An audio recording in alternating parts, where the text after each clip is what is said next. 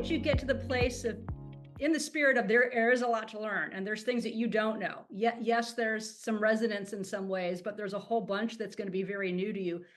How did you get comfortable to move forward? And I'm kind of talking about your due diligence process here, but if you would speak to that, how did you get to the place where like, yes, I believe I can do this and I'm going to do this. This is the next path for me. So I spent a lot of time researching all of the companies, of course, reading their FDDs and doing those types of things, but spending time with their head offices, with their franchise development people, and really trying to understand the businesses and understand their processes, the way that their system works, the way that they operate, and also to understand them culturally. What was their culture like? Because while I'm my own business, I'm aligned with this business, right? And I wanted to make sure that who they were and how they operate was something that I culturally felt comfortable with. And I spent quite a number of hours on the phone with existing franchisees. I think that was one of the most critical steps in my diligence process, was just speaking to them, asking them questions, understanding from them, what was it like to be new? What is it like now that you've been in a while? I talked to people who had been in from as short as 6 months to as long as 9 years, varying levels of success and opportunity with the business that they've taken advantage of. And so I really got a good feeling, honestly, Leslie, of what I felt like was the good and the bad and the ugly, so that I wasn't going in surprised, right? I think starting a new venture like this just takes time. It takes effort, and it takes time to build it and to make it, be what you want it to be. It's not an overnight success.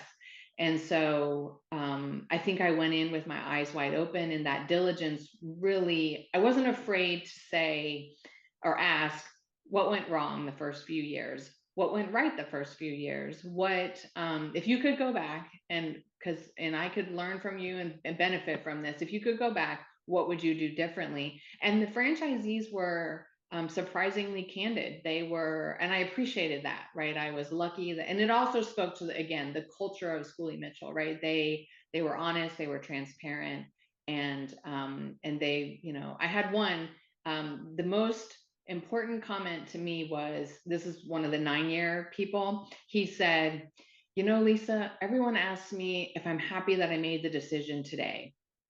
And I say, yes, I'm happy 9 years in that I made the decision, because it's running, it's operating, it's achieving my personal goals. He said, but the question you should really ask me is, how did I feel in the first 2 years? And he said, it was a struggle. It was adjustment. It was new. And I just really appreciated the candor. And they all said that in some way, but the way he said it, it was like, that you can be very successful at this if you want to. Here's how I've done it. But just keep in mind, it's going to take some ramp up time. Yep. And all the learning curves that we've talked about that you'll be going through. And, right. Your comment is right on point in a number of ways, that people are pleasantly surprised typically at how candid franchise owners are. You have to, ask the uncomfortable questions. And I think what you'll find most of the time is that those franchise owners were in my shoes and your shoes at one time, asking those same questions, trying to make a good decision for their family, for their career.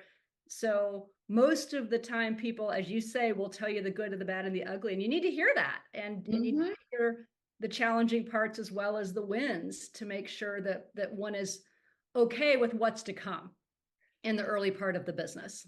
Absolutely. I think it's that being prepared, right? So you're not caught unaware, and am I really ready for this next step? Because it is very different than going and getting another corporate job who's going to give you a paycheck, and they're going to have benefits, and they're going to have all these things that check these boxes that you're used to. I mean, I worked for 27 years in a corporate America world, so I was very used to a certain amount being deposited in my bank account every couple of weeks, right? So I think it was very, I really appreciated how transparent they were. And I agree with you. I think everyone that I talked to had a very transparent, experience with talking to new franchisee and talking franchisors talking to new franchisees.